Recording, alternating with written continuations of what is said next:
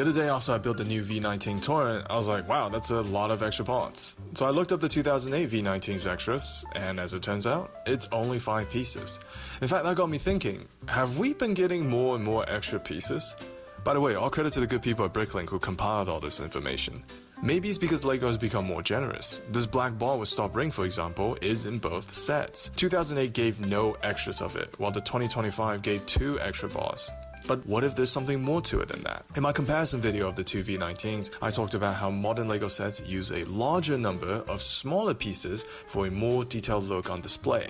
Now, typically LEGO only gives extras for tiny pieces that are easy to lose, think 1x1 or smaller. As a result, even though the new V-19 is much smaller, it has about 100 more pieces and therefore came with more extras.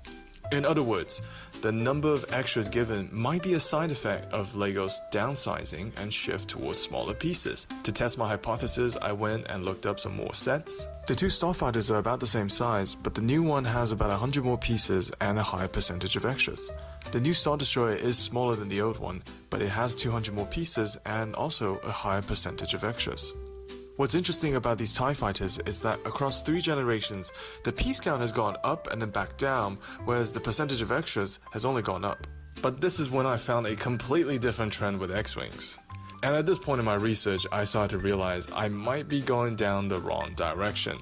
Maybe it's not the most useful to compare sets of the same ship, because some of these are different scales and designed for a different price point or maybe a different audience. But anyways, if this short gets enough views, I'll go and do some more research on this. Probably what I'll do is I'll compare extras by waves.